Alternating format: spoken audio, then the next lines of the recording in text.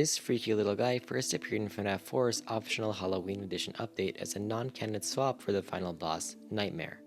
At the time, it was cool to just get a Nightmare puppet design, even if it wasn't canon. But then FNAF World came out, a game which is canon, and Nightmarionne was in it, meaning he was now canon as well.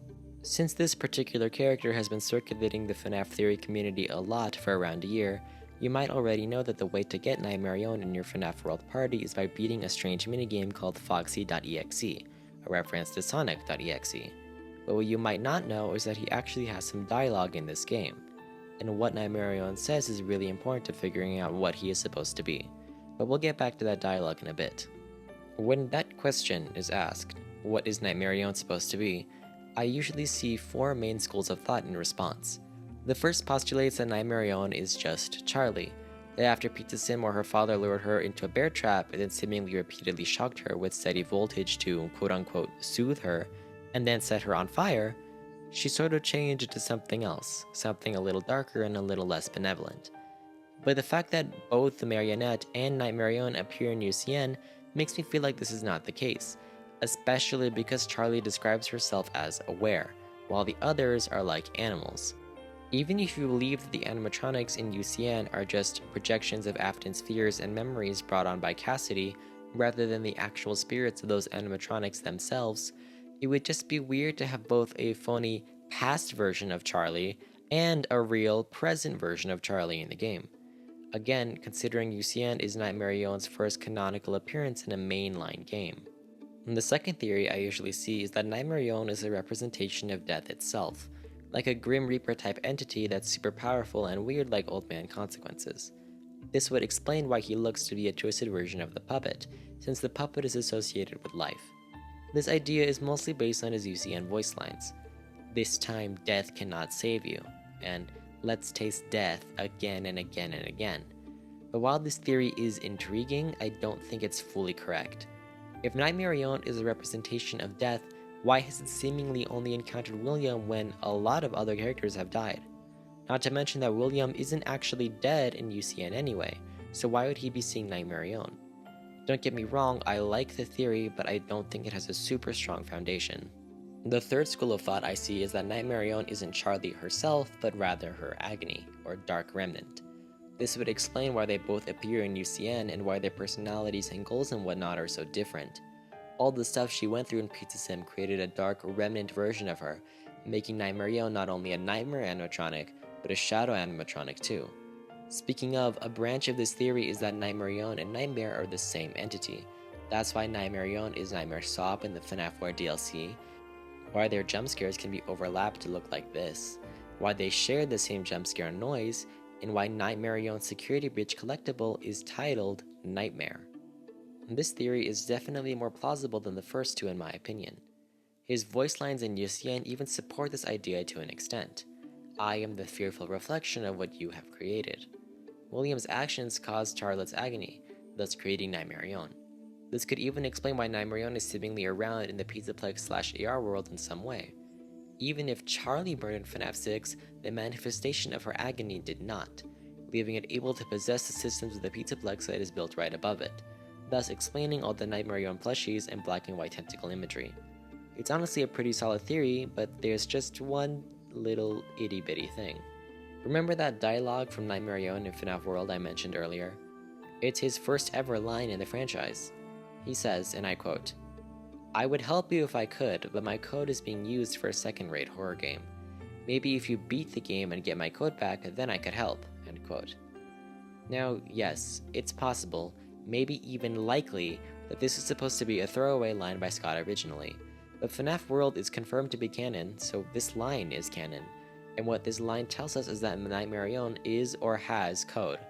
Could this mean that the agony theory I was just talking about is true, and what that Nightmarionne is referencing here is the code he has corrupted in the Pizzaplex/AR world? Absolutely, but we still have to consider the final school of thought out of the four I mentioned earlier. A recent hot topic in the community has been the debate about whether Glitch Trap is a form of the Mimic program or not. I do plan to do a whole video about this topic in the future, but for now, I want to discuss the idea I've seen thrown around that Nightmarionne is a program mimicking Charlotte. This theory dives into a lot of stuff about parallels between Edwin and Henry, and how Henry could have made a mimic program of Charlotte, i.e. Charlie bought after she died, and that program is Nightmarionne, an evil version of Charlie like we see in the books. This explains his FNAF World dialogue about code and how he's messing with the AR world in Pizzaplex. You can make connections between him and Tiger Rock if you want to as well, but either way, that's the idea. Sometimes people call this the Charlie virus or the C virus, which is something FNAF AR teased with Lefty, but none of that made it into the game, so it's unclear if we can really use that as evidence. In any case, this theory could also explain the Nightmarionne staff bots, which I've neglected to mention so far. We saw these things first in Security Breach, where most of them were just reskinned regular staff bots that don't act differently compared to normal ones, except for notably the ones in the sewer which kill you rather than just alerting the Glamrocks. What's really interesting is how the Nightmarionne staff bots seem to be under Glitchtrap's control. We see that Vanny has control over them at Security Breach, and if you do the Fast Force ending in Help Wanted 2, Glitchtrap summons a small group of Nightmarionne staff bots that follow his orders. Also in Help Wanted 2, we see that regular staff bots can just become Nightmarionne staff bots when they get aggressive, which implies to me that all staff bots are infected with this Nightmarionne virus, if you want to call it that. The issue with this theory is that there should be no real way for Nightmarionne to be an Ultimate Custom Night if it's just a Mimic program.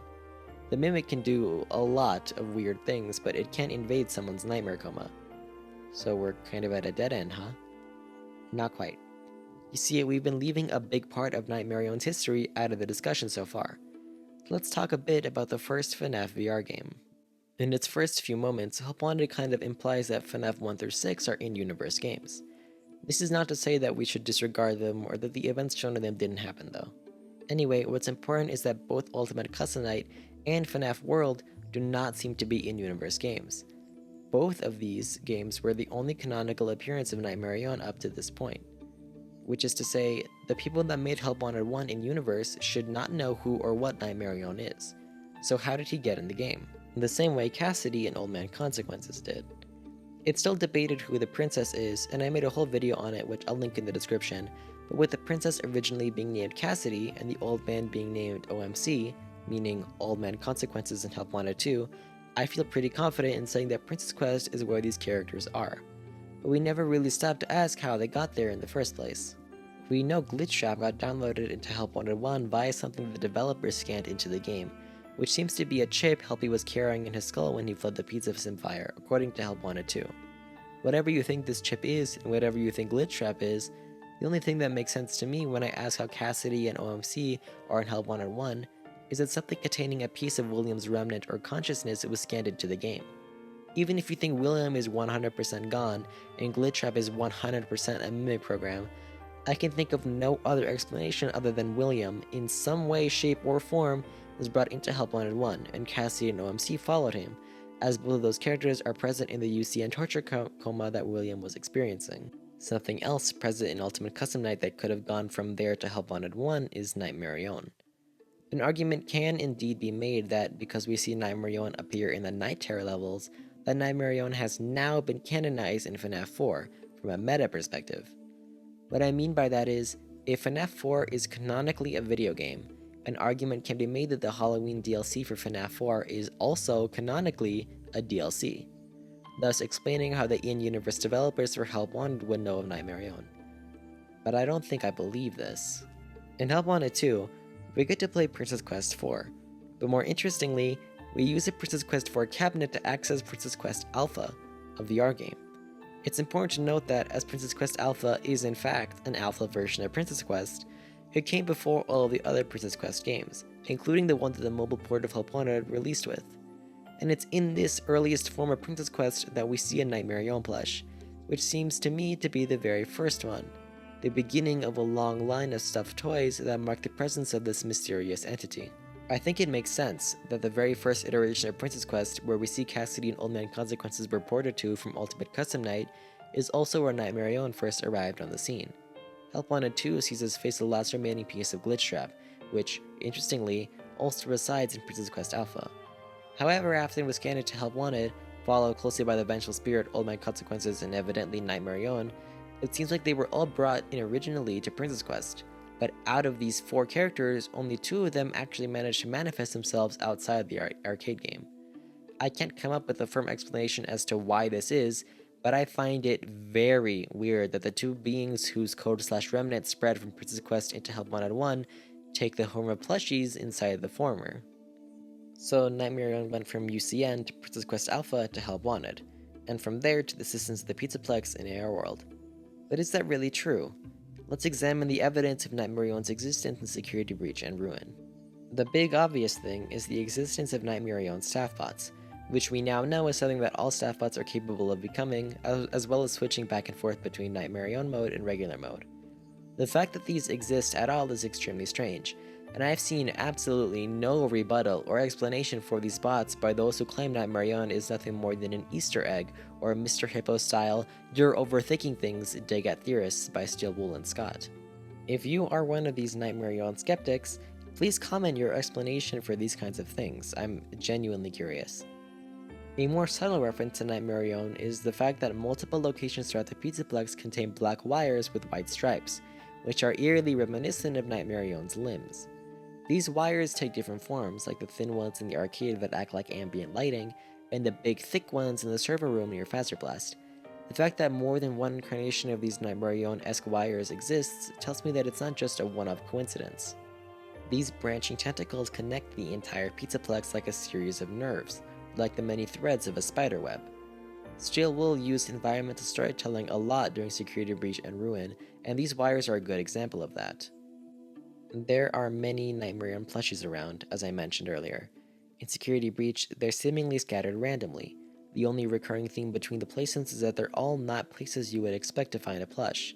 They're all in spots that are almost hard to spot, and sometimes in places where they have vantage points on the area they reside on, almost as if they're observing what's around them. Ruin uses plushies a lot. We can see a table of the Glamrocks, each of their plushies ripped in the appropriate place to match the damage of their animatronic counterparts. The Plush Baby room shows us another example of this, which I go into a lot in this video about Baby and her relationship with Elizabeth. But the important thing in this room is that these plushies giggle and laugh and disappear. People have said this is Cassie's brain chip bleeding AR world stuff into her perception of reality, but I disagree.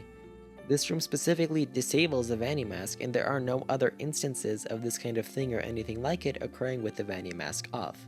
Even the Brazil ending, the ending literally about Cassie going crazy and seeing things that aren't there, makes her put on the mask.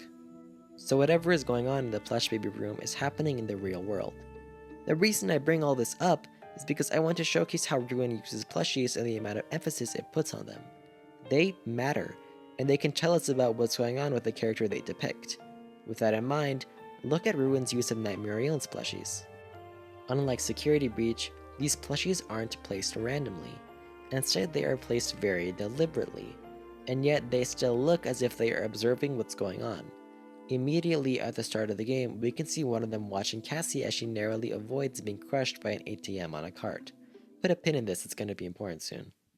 We see another Nightmarionne plush later as an unmissable detail that you can't ignore because you use it to proceed, and most importantly, we also see it watching us during the final chase scene. Whatever doubt there was about Nightmarionne being a key component of modern FNAF lore is completely out the window. This isn't an Easter egg, it's not an inside joke, this is Steel Wool telling us something. Nightmarionne is around and it is watching us. But watching us isn't all it's doing. See, throughout Ruin, the player is hit with a number of scripted events. Close calls for Cassie. Things outside of animatronics chasing her or Mixes trying to hunt her down. Things like real objects attempt to halt Cassie's progress or stop it entirely. And these things happen out of nowhere. Constantly, events are collapsing while she uses them. An ATM machine on a cart rolls towards her out of nowhere.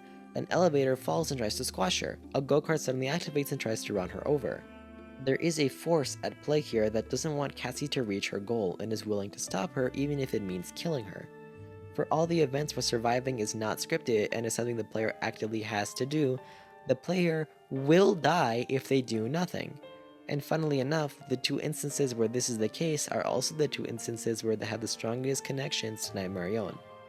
A Nightmarionne plush is situated in the perfect place to watch Cassie die by runaway ATM, and shortly after being attacked by a go-kart, Cassie can see Nightmarionne staff bots driving go-karts around in the AR world. Okay, so we've explained how Nightmarionne went from a non-canon boss fight to a secret but important player in the FNAF storyline, and we've explained how it canonically entered the real world via Princess Quest Alpha, but we still haven't settled on an answer for what it is. For me, personally, the most sensible option is that Nightmarionne is indeed a manifestation of Charlie's agony, but taken digital form. In essence, a mix of the two most likely schools of thought I mentioned earlier. This way, Nightmarionne's existence makes sense, and it being in UCN makes sense, but it saying it has code in FNAF World also makes sense since it was scanned into Princess Quest Alpha, and its dominion over the staff bots, connection to the AR world, and sway over the real world makes sense too. It's dark remnant that's been digitized and spread like a virus over the system of the Pizzaplex in the AR world parallel to it. And the only real question left is how Glitchtrap is connected to this Nightmarionne virus. But that's a theory for another day. Subscribe to the channel if you liked the video, and thank you for watching. Bye!